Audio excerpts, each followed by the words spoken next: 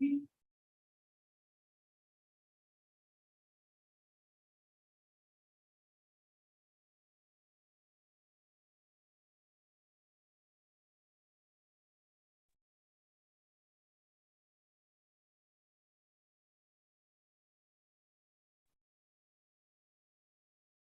to see everyone. Let me just unmute some folks and we'll dive into questions and answers and everything. But today we're going to talk about one of the most foundational but most powerful principles, and it's something that doesn't just work when it comes to our sales. It works in relationships, it works in negotiations. Anything that has to do with human psychology, which is pretty much everything at the end of the day, relies on this principle. So pretty potent stuff. So who's had a prospect who they started the conversation, they said they're 100% in, but at the end of the day, they don't buy? Like, who's had that happen to them? Like they walk in, hey, I've heard all about you, I love your stuff, I'm ready to go. You're about to take the order and something comes up.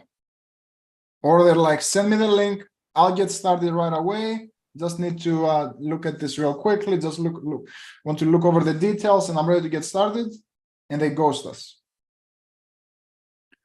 On the other hand, how many times has someone like a super negative prospect, they don't answer questions, they're hesitant, but we take them through the process and they go on to buy?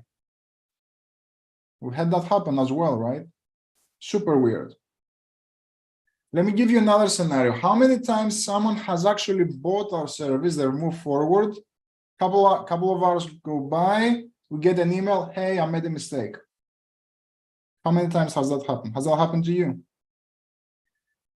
And this is why we talk about, like, we're gonna talk about the pendulum, like the theory of the pendulum and why human psychology works like a pendulum. So let's, I guess, just a quick story. Two men, like one sunny day, was at a lake. Two men were out fishing. One was a professional fisherman, like he knew clearly what he was doing, and one was an amateur. He was just probably second day fishing. Professional guy, bucket was full of fish, hustling and bustling. The guy had a great day. The other guy, nothing, bucket empty. And the amateur's guy is like, dude, what are you doing? We're using the same bait, same rod, we're on the same boat. Like, what's so different? Like, we're both pulling and we're going through the same movements. He's like, well, let me give you an example, right? How do you know that you have like a fish, like you have a fish at the end of the line? Yeah, I mean, what I'm doing, says the amateur, and what I'm doing is I sense something, something starting to pull, some nimbles. But when I go to pull, all I get is a dead bait. Like nothing is there. Now, what are you doing differently? Well, here's the thing, that's a mistake. When you first sense those first nimbles, that's not the fish trying to eat. That's the fish trying to kill the bait. That's the fish trying to just testing things out, seeing this is something that they can eat in the first place. Because the normal fish behavior is once they kill the bait, they take it away because of the commotion. There are a lot of fish that's swarming around the bait. So what it does is it takes the bait, it takes whatever it has killed, and it takes it into a safe environment so it can actually eat. So how does this translate into your fishing game? Well, you don't start pulling, you don't start yanking the rod in your first nimble. First, you have to draw a line. You have to let the line strip. And you have to allow the fish to draw the line, drag it across, and then start to pull. So how does that, like, I guess, how does that translates into our sales, right? Like the traditional way that we're used to selling is the first level of excitement on the first time that we see some signs of maybe pain or maybe questions about our product. We jump in and start to sell prematurely, or we jump in and start to justify our solution, right?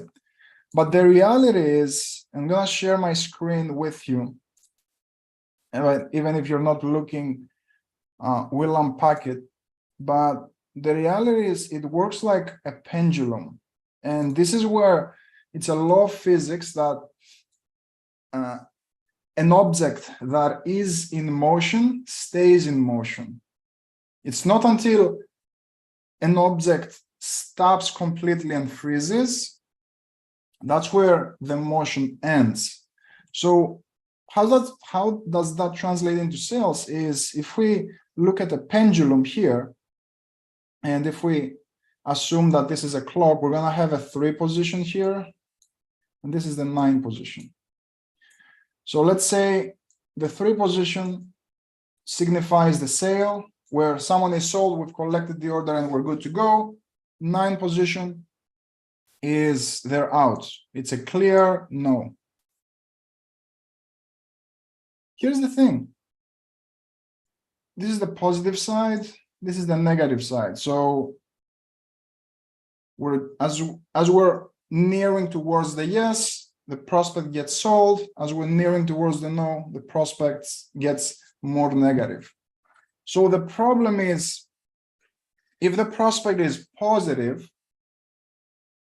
and let's say they're in this position and they start to warm up, if I start and I apply force towards this way and I start to push him to buy, what's going to happen to this object? What's going to happen to the prospect? They're gonna go towards the sell position, but again, an object that's in motion keeps being in motion. So they're gonna start becoming negative. And especially with a sales resistant marketplace that we have today, they might not even move towards that position. All they're gonna do is they're gonna start being resistant and they're gonna move the other way. They're gonna start becoming more negative. They're gonna start having objections. They're gonna start having concerns. They're gonna start asking questions. On the other hand, when a prospect is negative and they're in this position and they start to, they throw an objection at us, or they start asking questions, or they expect us. Well, I guess, what do they expect us to do when someone throws an objection, or when someone has their defenses up? What do they expect us to do? They expect us to go this way and try to sell them, right? They expect us to start pushing them. But what happens if we go even more negative? What's going to happen to that prospect? Are they going to be out based on the pendulum theory? No, because the pendulum is going to start swinging this way. In theory, it can be a difficult concept to grasp, but let me give you an example. If we dive into, we've seen in some of the NAPQ structure, but when we have the 2 truths question, right? So do you like what you have in place now? Yes. Yes, I love it. It's amazing. What do we have then? Where is the prospect in this? And if we assign that this is a neutral prospect, they are towards no, I'm not open to change because everything is going amazing, right? We have a prospect that's not open to change. At that point, if a prospect is on a sales call with us and they tell us, no, everything is going amazing, what do they expect us to do? Who will tell me? What does a prospect typically expect us to do? They're on the left side. Keep going towards the sale. Yeah, they will expect us to start saying, yeah, man, but you surely must have a problem. You're on this call for a reason. Are you sure about this? You might have something there. And what are they going to do? They're going to start becoming more negative, right? because they realize that we're trying to sell them something. Because the thing is, I cannot clearly manipulate the direction. If I try to set someone, if I'm trying to, I don't know, sell fire protection, and someone sees me setting his house on fire, what is it gonna do? It's gonna destroy the sale forever, the relationship. So that's why I have tools like the two truths question. So if a prospect is negative, yeah, I mean, everything is going well. How I will come in is I will ask them, okay, it does sound like things are going fairly well. What am I doing? I'm pushing him in this direction, right? I'm going even more negative. It does sound like things are going fairly well.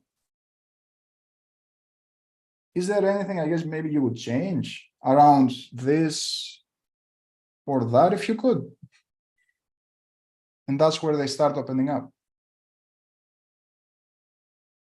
Because I push them in the direction where I went negative instead of positive, which is the direction they were going to regardless. Any questions up to this point in terms of the theory of the part? And before anyone, let me give you another example.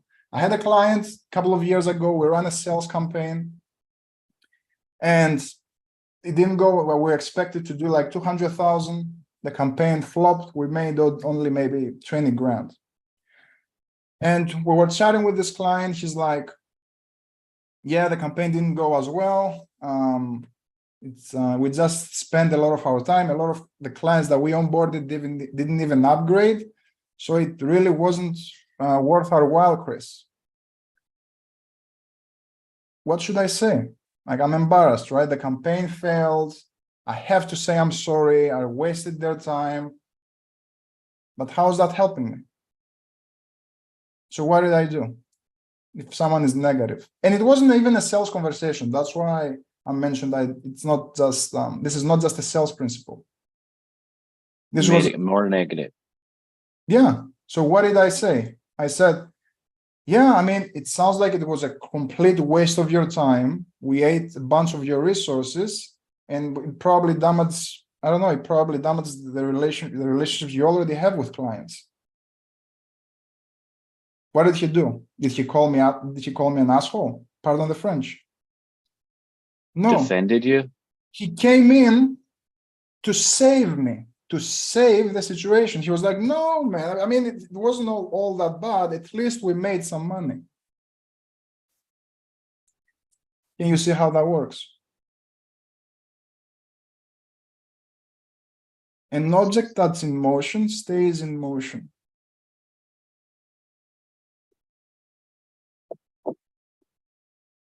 What's the, I guess let's look into another thing. When someone says, I'm ready to get started, right? We go through the pitch, we go through everything. Everything is landing. We made the perfect presentation, and he's right here. What does the typical salesperson do? He's like, yeah, I mean, which car would you like to put this on? I'm trying to push him here. No, the way we do things. Yeah, man, I mean, are you sure this is something that you want to do? Yes, I'm 100% sure. Because they're defending that opinion, they're defending that position that they just said.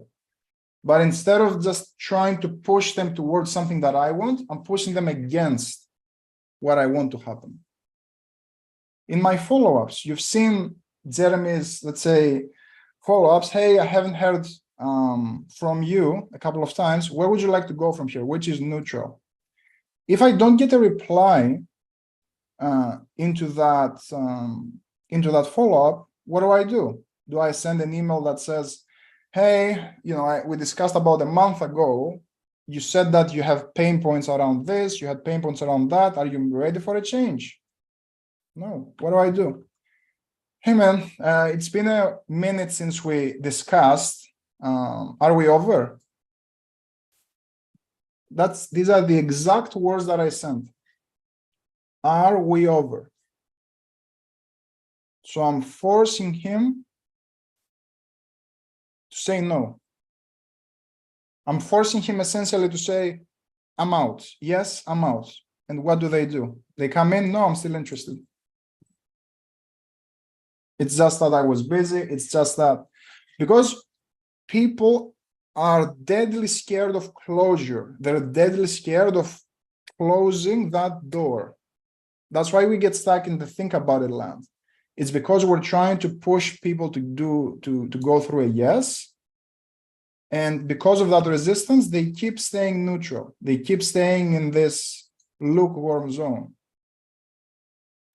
But if I see that they're stuck here, the only way that I can create motion again is to go negative and expect them to start defending that position. Another example, when we ask, do you feel like this is the commitment question, right? When someone is, when we want to the temp check if the fit is there, if they see the value. So do you feel like this would be the solution for you? They say, yes, it would. Okay, so I sense that we might be around here. They're just about to buy if they say a clear yes. A lot of people, okay, man, the next steps are take care of the investment, do. That's where the objections come. Because it wasn't a clear yes. It is a yes to the fit. But again, I'm pushing them in the wrong direction. And that's why we're asking, why do you feel it is the answer though? I'm challenging that position. I'm challenging that yes. I'm fighting to hear no. I'm fighting to get them to defend that. And that's why they come back in and they start saying, well, I feel that this would be the answer because it will help with this, and it will help with that, and it will help with that.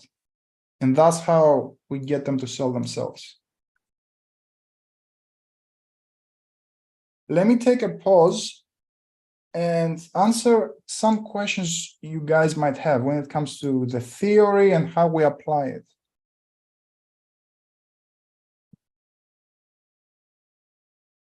For me, it became immediate obvious, like the rationale question is exactly that thing. Yeah. It's built in throughout. It's built in throughout the script, but I want you to, instead of just relying on one script or instead of just relying on one question, it's a stance I want everyone to have. Like, I want you guys to have that visual that as long as we're still in conversation, nothing is done. And even at the last moment, when the prospect is 100% sold and they buy, that's why they're about to buy. That's why I'm doing my final check-in. Hey, are you 100% sure? I'm testing if this object has reached stasis. They are 100% sold. That's why I'm testing it. Are you 100% sure? When I'm selling sometimes I'm selling in the DMs, or I used to sell through email and DMs. Someone says, yes, I'm in, send me the onboarding details. What do most people do? Hey, man, yeah, these are the next steps. Here's the link. Once you take care of it, I'll kick off onboarding. No. That's not how we do things over here. What we do is, hey, man, excited for you. We don't send enrollment details unless we know that the person is 100% in. So I should probably ask, are you 100% in to get started with this so you can lose 5 pounds, be pain-free, make more money? Yes, I'm 100% in. We reached stasis. Now, instead of Play-Doh, it's concrete. I can see it, I can feel it. He's defended that position.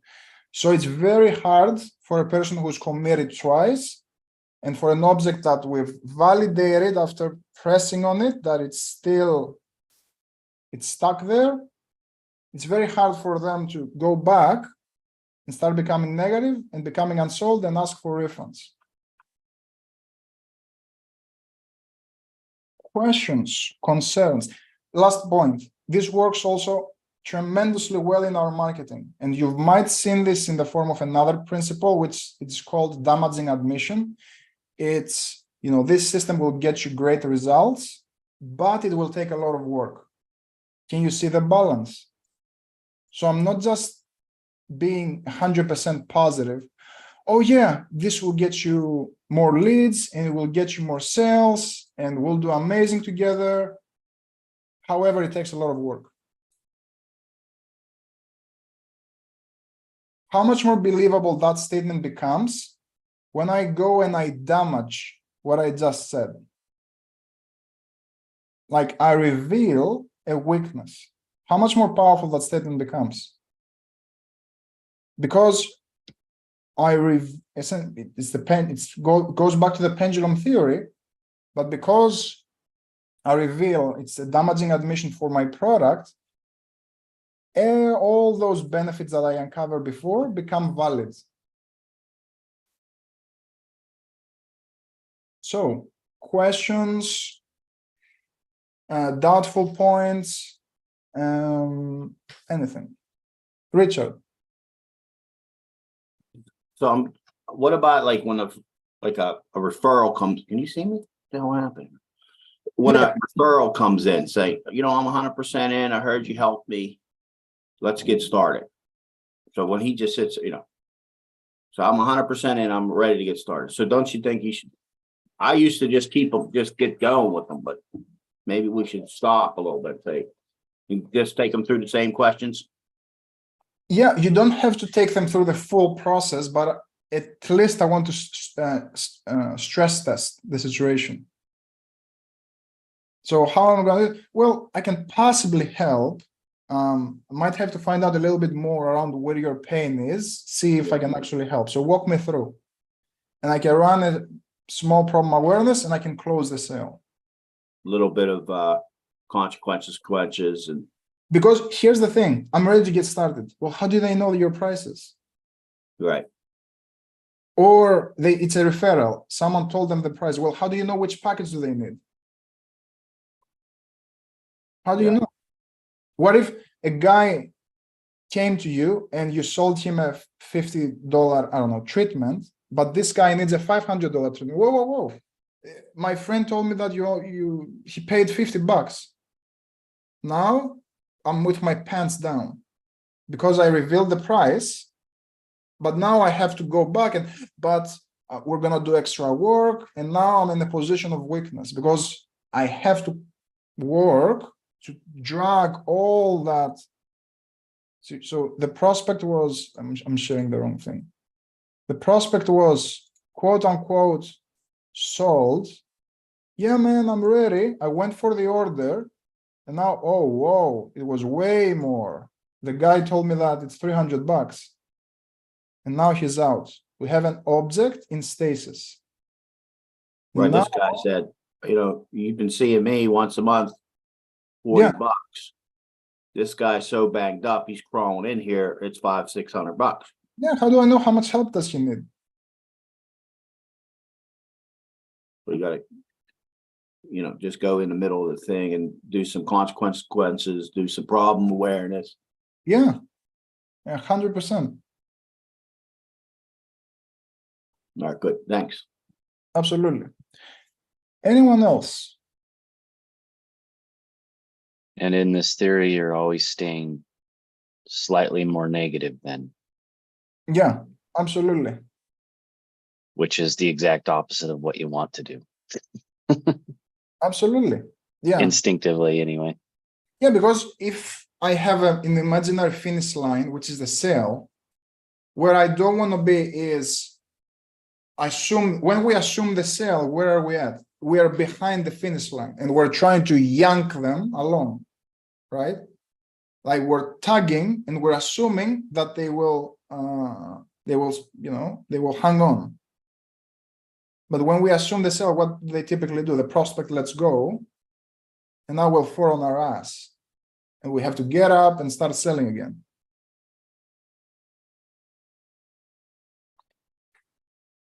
Where I want to be is a step behind them. And testing where they are. That's what qualifying is at the end of the day with my questions. I'm trying to see where are they at? Are they driving the sale forward with their need?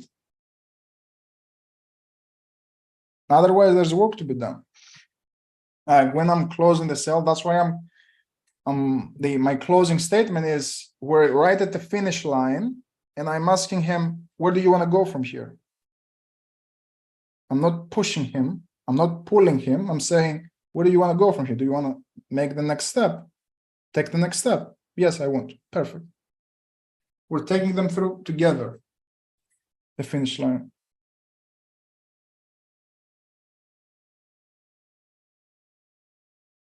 Any Richard? I have one more question. I don't- 100 more.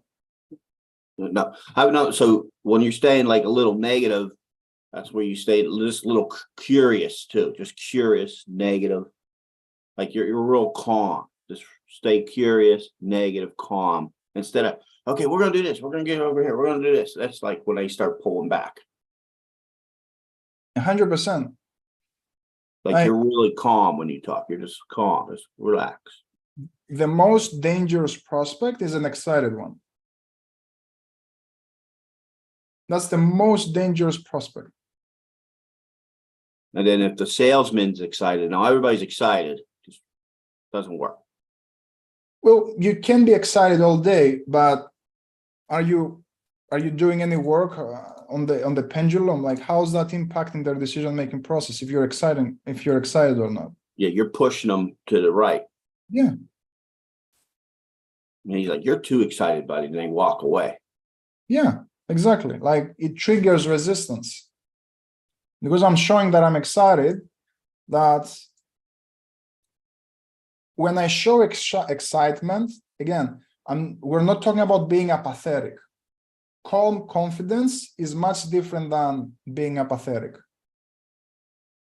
But when I act excited, what do they see? They see that I'm excited that they're about to buy my stuff. Right.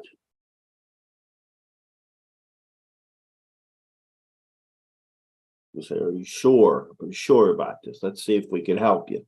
The reason I'm saying a prospect, the most dangerous prospect is an excited one, because they're showing me that they're here, but unless I've built enough leverage, there's only one way for them to go, and it's this way, to go negative. They go negative, get them some more motion, and get them up to 3 o'clock. Yeah. But if I'm trying to push it again, it's like if I'm trying to willingly push them, perfect. Are you ready to get started? Which card would you like to use? Again, going back, it's like trying to set their house on fire. Would they allow us to do that? Like no one wants to be controlled. This ball, which is the prospect, doesn't like to be controlled. Yeah. So when I say, oh, I'm preferred, I'm like, okay, what card do you want? Well, wait a minute. He'll be like, well, wait a minute. Whoa. I have one more question. One more question becomes another question and another question, and we lose the sale. So that's why you say, okay, let's just see if we can solve your problem. I don't even know yet. I don't even know what you need. Yeah, I mean, can you? Yeah, the guy told me that you can help. I saw the ad. I love it. Yeah, I mean, possibly. I'd have to know a little bit more around like, where you're at, what you're looking for, just to see if we're even able. Possibly. Yeah, possibly. Maybe. Let's see. Yeah, 100%. Okay, thank Hey, Chris, I was exposed to this many years ago in another selling system, Yeah, and it worked so well. I mean, when I went to say, they would say, "Oh, I'm ready to buy," and I'd be like, "Oh, hold on a second, I'm confused. I must have missed something. yeah, Can you help me with that?" And just I learned that by taking steps backwards, they kept coming forwards. And Yep. then when you take steps towards them, they run backwards. Yep. And it worked 100%. That was a great selling system that was really based on this whole concept. Yeah, yeah. That Thank you. was like where the pendulum came from. I apologize to interrupt, just to give everyone context. Like where the idea of the pendulum originally came from, it's from Sandler Yeah, system. I was in their President's Club, right? The only challenge with it in today's day and age is, number one, it can become too negative because it takes some of the consultative selling approaches and it bolts on essentially the reverse sales methodology, System. which has always been negative. The Right. challenge with that is it's good for B2B because, again, there's always a clear need, but at times it can become more negative, and it doesn't, in a lot of cases, it doesn't build enough emotional leverage. Right. So this ball that we see as the prospect, where did I put it? Did I close it? This ball, it has to have enough force to make those movements. So the danger with being too negative is in the ball becoming static here. That's the downfall of the Sandler training system. He's only pushing the prospect always around that direction, and it's becoming combative. So if I want to become the puppet master, they are the puppet master, right? But if I want to stand side by side along the puppet master to influence this direction, I have to show them that I'm on their side of the table. I'm fighting for them, not against them. And for me to be able to do that is I have to get things like the overarching goal. I have to get things like, and start attaching emotional outcomes. That's how I'm able to add force towards decision making. Does that make sense? Regardless if it's a yes or a no decision, but I'm able to add force to this. What I don't want to see happen is getting stuck in the think about it land here, which is stasis in the neutrality.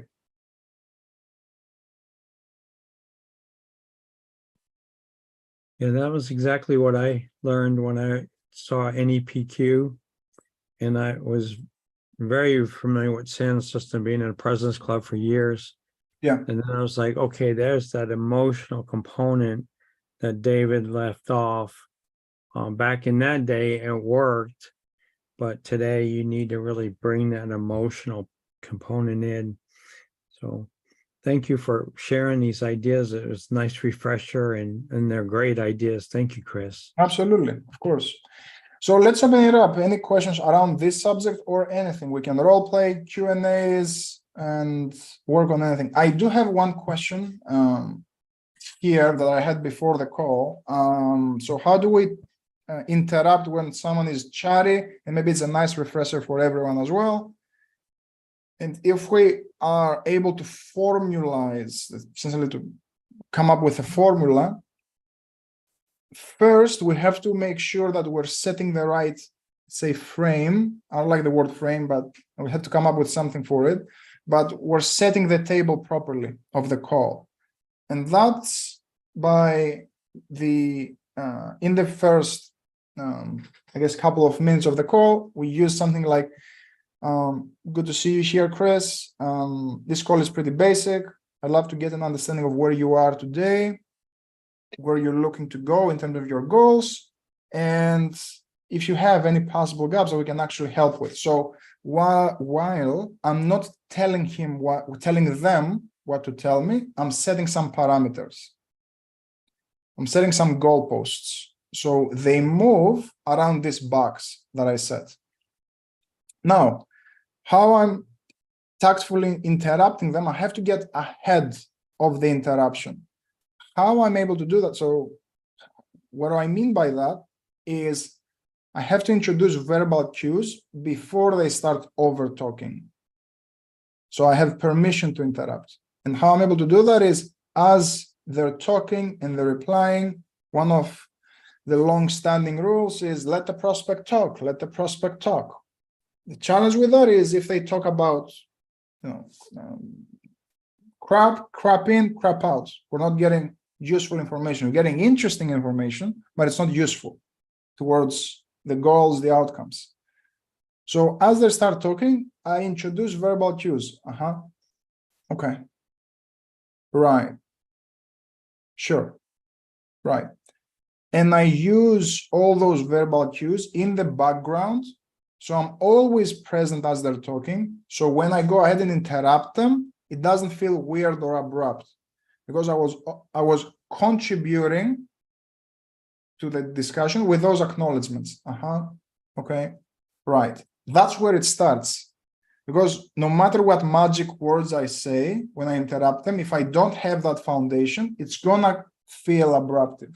It's gonna feel I'm interrupting them. So that's the foundation. Next, the simplest thing is they start talking blah, blah, blah, blah, blah. I'm grabbing a word that they say and I say it back. So this forces them to stop, but it came from them. So it doesn't feel as disruptive. So yeah, lately we went to with the kids and I don't know, to the park, but it was always in my mind that I felt a little bit stressed. How do you mean? So that simple clarification can stop them in their tracks, like stop that, train. And by probing and clarifying, I can keep the pace of the call going according to where I want to take it. Another thing, another variation of this is, whoa, you said something important there. You said that you were feeling a little bit stressed. Tell me more about that. Can you give me an example? That's another way of doing it. So what do you mean by that? How do you mean? Well, you said something important there. Can you unpack that for me? I'm giving you different phrases that you can introduce. The other way of doing it is the fake stutter. So when you say, so I'm starting with very I guess noise. It's a noise, for lack of a better term, at least in my mind. I'm starting making noise when you say. So instead of just whoa, and I do a big pattern interrupt, because that's what we do. They go on in a talking pattern where it's like yap, yap, yap, yap, yap. I'm hopping in. I want to do it gradually. When you say this, how do you mean? So essentially, these are some principles on how we interrupt. And if they keep on interrupting, we're going to have to have a conversation. Love what you're sharing, Chris. I just want to make sure that because we're on a tight time schedule here, I want to make sure that this conversation is actually serving you. So you mentioned that you're having maybe some challenges around weight loss. Can you give me an example? Like, how's that showing up for you? So if the conversation is going, off the rails consistently, I have to reframe the conversation, but I have to do it in a way, again, that is serving them, to show them that, again, I'm here fighting for them. I feel that answers the question. Please, any questions, role plays, anything that you'd like to unpack?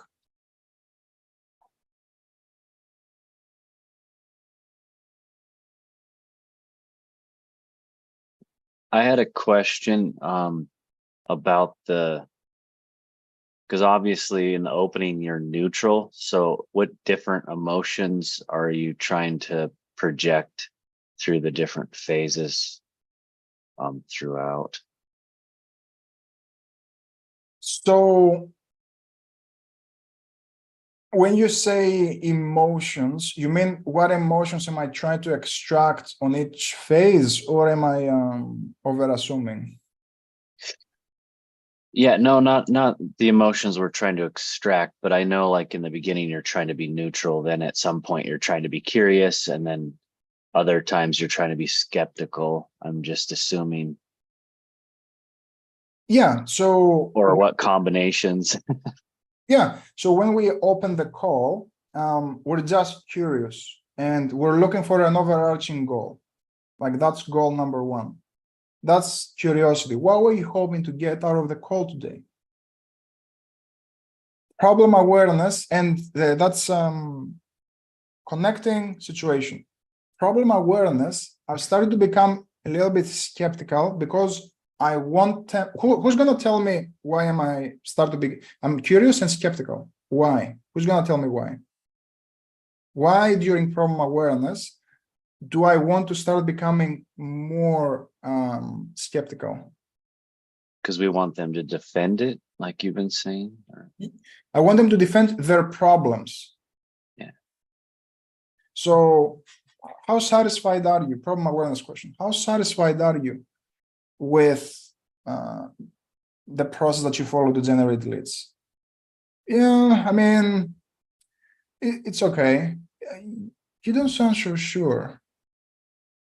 What's behind that? Yeah, we've been having this and this and this problem. Yeah, but I guess what kind of impact is that having on you? So I'm not very empathetic. I'm skeptical. What kind of impact is that having on you, though? It's like I'm saying it shouldn't have that much of an impact, right? But I'm not gonna say that. I'm gonna allow I want my tonality to say that. So I want that skepticism to come off with that question. So my question is gonna be neutral. The skeptical tone is gonna get them to defend more. Does that make sense? Problem awareness, perfect. Yep. That bleeds into rationale as well. So the rationale is going to be skeptical. In the solution awareness, I want to be more empathetic, and it will depend on the prospect. And this is where, again, the pendulum comes in, because why am I saying that? When I'm building a gap into someone's mind, so current situation, let me let it load for a second. So current situation, future state. At some point, I'm asking them, with what you're doing right now, how close are you to getting to that goal, to this goal that we've set? With what you're doing right now, how close are you to bringing 10 sales a month consistently? I'm not very close. Okay, so how long do you feel it would take you? I don't know, months. In that case, I have a prospect that they can't see themselves going there, but they still feel they can get there with help. In that case, I will be curious and empathetic. However, with some prospects, especially in B2C markets, when we're selling to consumers, we have situations where we have prospects that I'm asking them, especially when I've done a good job, and this is the danger of being, going too far with my probing, going too far with my clarifying and probing and problem awareness. We might instill lack of belief in themselves, and that's hard to come back from. So what do I mean by that? When I'm asking questions like, with what you're doing right now, how close do you feel you are to getting to where you want to go? Oh, 0 chances. Why do I say that? Well, I don't feel I'll ever get there because of this, because of that, because of that. Now I have a prospect that doesn't believe they're going to get there even with help. And they will shut down. I'm going to get a nice think about it objection, and they're going to disappear. Because the gap is in their mind is so large that they don't feel they'll get there even with help. So in these scenarios, in my solution awareness, I want to be encouraging. This is where I'll come in and I'll say, I want to probe and clarify, and depends on the conversation, of course, but I want to be more empathetic. It's perfectly normal to feel that way. And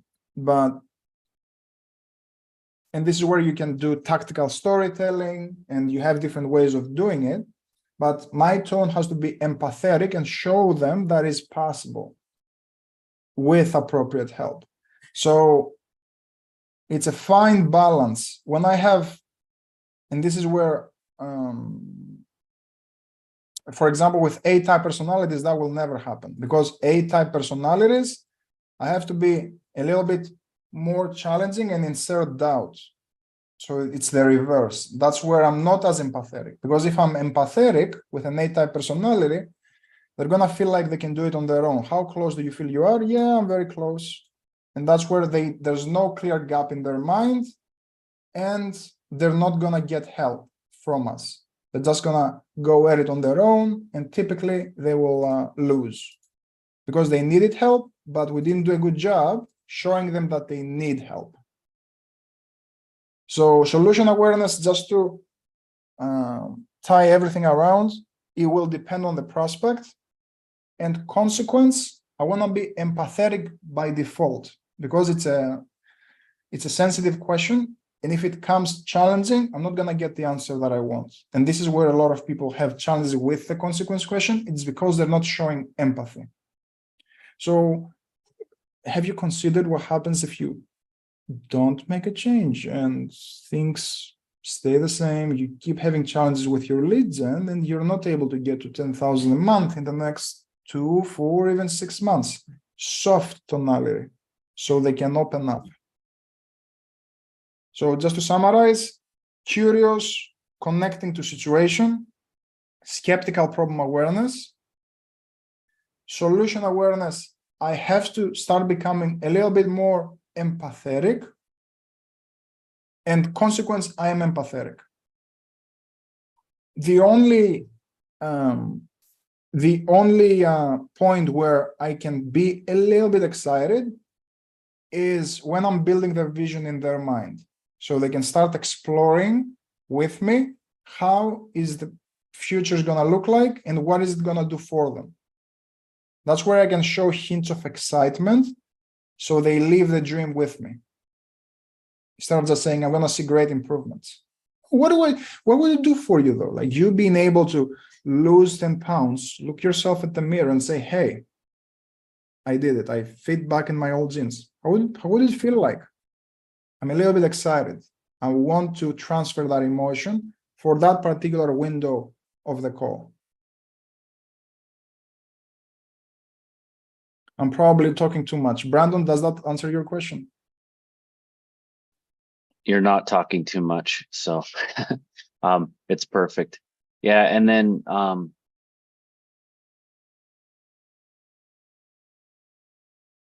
yeah, and that was one of the reasons for me asking the question, actually, was because I know, like, on the flooring side, they're not going to be weeping by the end of my sales call. So trying to maximize the gap as much as you can on something that's not emotional, like money or, Right. Something like that. Yeah, and the flooring or in the retail overall, a nice way to build the gap, because that's not clear.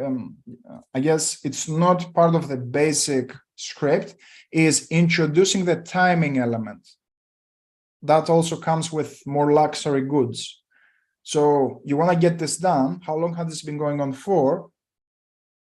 What's your timeline for you getting this done, and why is that timeline important for you? So it's not just redoing your living room. It's what's your timeline? Do you want to do it in a couple of years, or by the end of the summer because the kids are visiting? Yeah, and that's what I was assuming, though, and you answered my question, was you got to be able to at least some point in there get a little excited for them, to try to help them see that ideal solution as much better than what they have. So yeah, and we're doing it because a lot of people haven't explored that.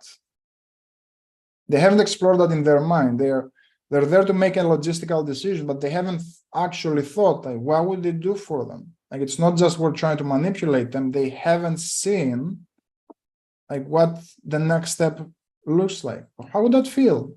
Knowing that September, when the grandkids come over, knowing that you're going to have, a brand new living room. Oh, it's going to feel great. They're going to sit on the couch. They're going to do this, going to do that. Okay. It's great. And I guess with what you're doing right now, with your husband only doing it by himself, I guess, how long do you feel it would take him just to keep hammering away on his own? Oh, he'd probably be done by Christmas. Okay. So time for a change possibly. Oh yeah.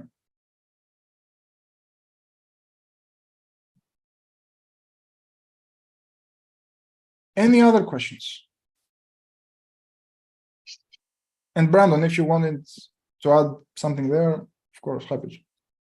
Well, yeah, I have another question. If no one else does, I'll give it just a 30-second pause here. And I'll ask away.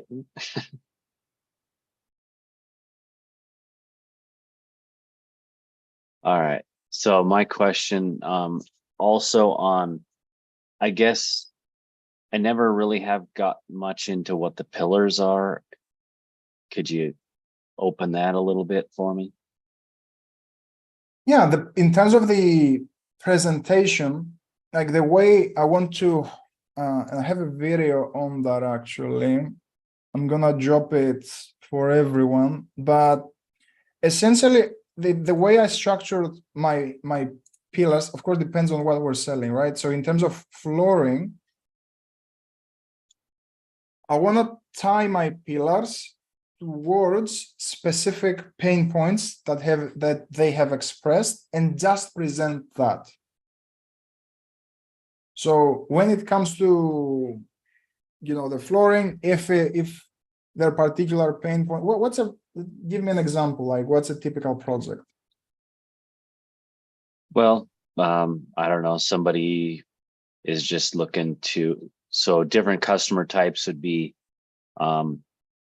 somebody just has had the flooring for 20 years, right? That's probably our most common. And now they just want to finally make a change. Yeah, so we want to get a clear understanding of why do they feel the changes. Yeah, exactly. Yeah, for some people it's the way it looks. For some people it is actually pretty stained or dirty or filthy. Other people it could be just a style change, you know. So Yeah, so how I'm gonna structure my pillars, especially when it comes to something, let's say, simpler, they can clear. You're not selling a coaching program in Andrew's case where I have to expand on the system, I expand on the coaching, I expand on the community, where we're gonna come in and remake the living room. In that case, I want my first pillar to be the deliverable. Now, what are you actually getting, along with the timeline, etc., etc. The second pillar, I want to pre-handle an objection. So what's a typical objection or concern that they're going to have? One could be that, please. the biggest killer for us would be, I want to think about it, right? Would be the biggest, but that's a smoke screen, I guess, not an objection. The price. So The price will come from the gap, but I guess any other, do you ever get objections where I'm not sure if you're gonna get the project done in time or it's gonna take forever, for example? yeah, sometimes people are, in their head they think we're going to be in there for a day, like Yeah. we're going to come in one day and it's going to take us, you know, a week and a half, you know, at least on some of them. So what I would do, that could be your second pillar, because you want to set the right expectation, but you want to pre-handle the objection of, you know, it's not going to take one day, now it's going to take a month. So what I would do is, my second pillar would be something along the lines of, hey, now when it comes to these projects, so essentially your second pillar would be the support that they get around that project. So what that means is, again, in projects like that, it typically takes, based on what you told me, let's say 7 days. Now, how do we ensure the project is getting done in 7 days? Is with this and this and this. In most cases, we're able to get it done in 5, but the timeline that we give is 7, just to make sure that we respect the client's timeline and we don't, I don't know, step on any toes. Of course, I want to have to get clear on exactly what we're selling on exactly the project. But essentially, Yeah, we're I gonna. get the idea. Yeah, that's the main idea. Okay. Another pillar can be the material itself, where you know how you said that you want to pick this material, where here's how we're able to do that and what it will do for you. So we will use wood because of this, because of that, and this is your opportunity to do also education. So the wood, because you had mentioned in the previous conversation that a lot of contractors, they're using this, they're using that, they're using cheaper material. This is your opportunity to, again, this is objection prevention because of the cost, right? So your third pillar could be something like, now, what a lot of people, a misconception a lot of people have is when they're using, wood, you can have wood out of the best, I don't know, tree in the US. You can also have the cheap wood that you're gonna drop something and it's gonna break. That's what we want to avoid. That's why we're using this material. If someone quotes you this, you know for sure that if water falls on it, you're gonna have trouble with X and Y and Z. This is where you have the opportunity to do some education. So if someone gives them a cheaper quote, they have some context around that quote. And you're not just a bad guy that quoted them 10,000 and they got a quote for 3. Now you've labeled in their mind that it's a lower quality. So that could be your third pillar. Because I just remember that, you might get a contractor. So you want a presentation that sells against that contractor. Yeah, that is a good point.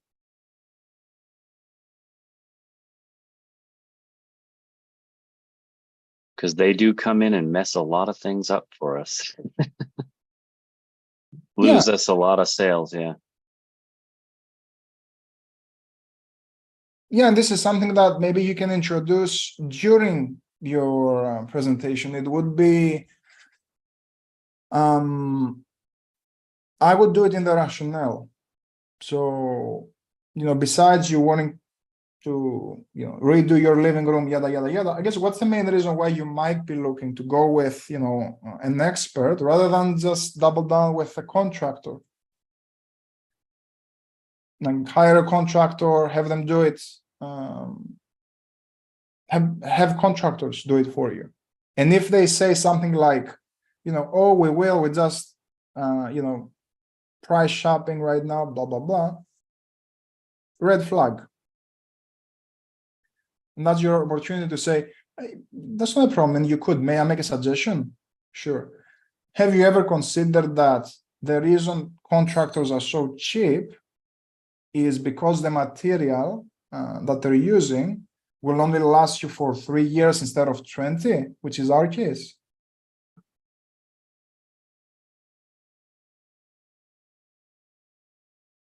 I don't know if this is helpful. No, it is, yeah. It's obviously I have more knowledge on it than you, but you're pretty close to the mark, and I get where it's going. It's one of the first questions we ask. Oh, is this something you're looking to have us install, or do you have your own contractor? Because we need to know immediately if we're fighting against the contractor. And then, of course, stuff like that. I agree that there could be, for that particular customer, that's going to be a customer pickup. Well, I can make a rationale question there that would get us to see, and or even to say, well, what, I don't know if this would work, but it's like, well, what is the what are the chances that we sit here and we work together and get this all put together, and then your contractor just comes in and changes everything, and then now we're back to square one. Yeah, and this is where, if we go back to the pendulum, this is a way for you to test the waters, right? The project sounds perfect, Brandon, but I have a concern. May I share it with you? Yes. I guess what's bugging me is, what if we do a good job with the project and everything's set, we agree, we shake hands, and your contractor comes along, they change something. How do you think we're going to be able to solve that?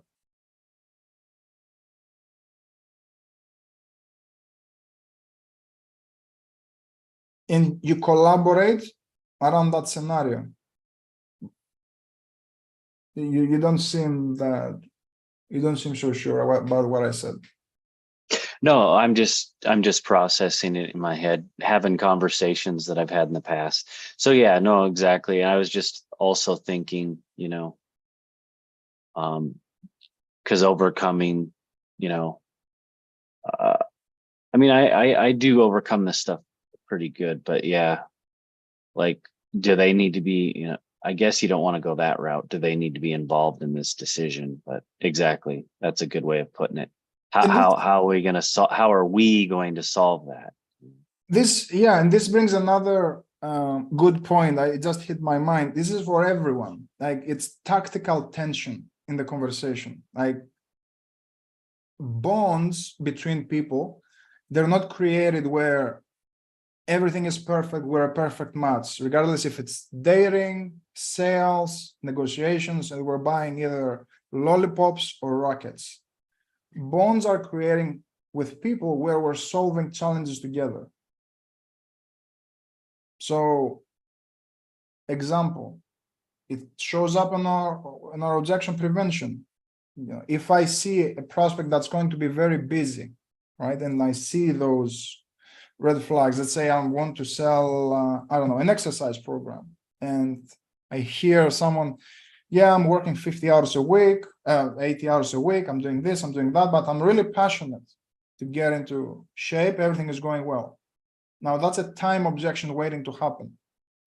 So I want to introduce that tension to the conversation. I want to say, it all sounds perfect, but I have a concern. May I share it with you? Yes. It sounds like, working 80 hours a week, it sounds like time and finding the time to exercise can be a hiccup. So how do you think we can solve that so we can find the right time to work out so we can get you the result that you want?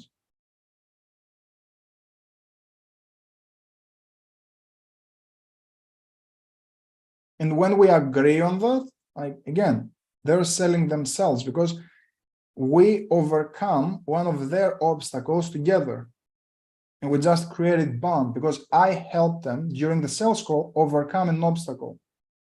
Of course, it would have come in the way of the sale if I allow it to happen and I have to objection handle at the end, or I can bring it up during the call and it seems like we overcame an obstacle together, builds that bond early on, but also prevents the objection at the end.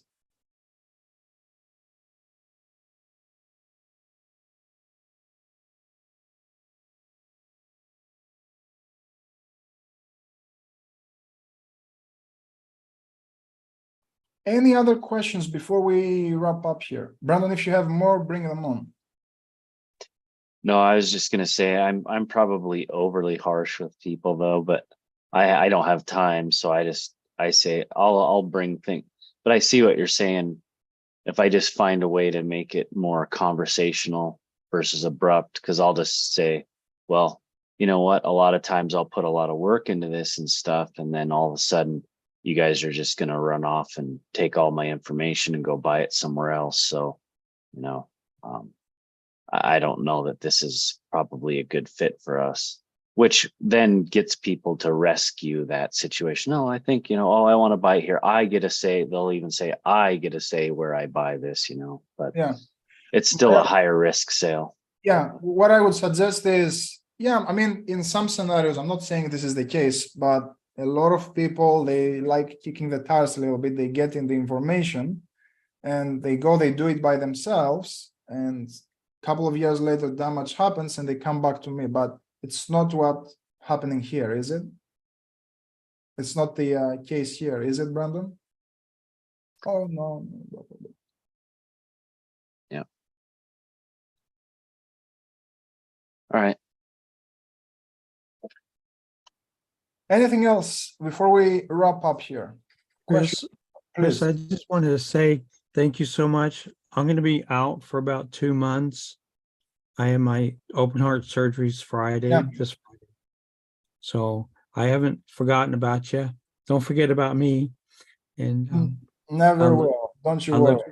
look forward to seeing you as soon as I can again. Absolutely. Best of luck. Fingers crossed. We've discussed over email. Good luck with Thank you. everything. I'm sure you're gonna come back stronger and wiser. Is tough because you're already wise, but you're gonna come as wise and stronger than ever. And yeah, looking forward to seeing you.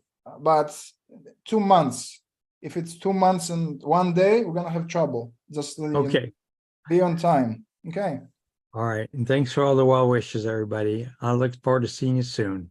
All right, Bob. Have a good one. Thank you. All right, everyone. Pleasure having you. If you have any questions, concerns, here to help. See you around.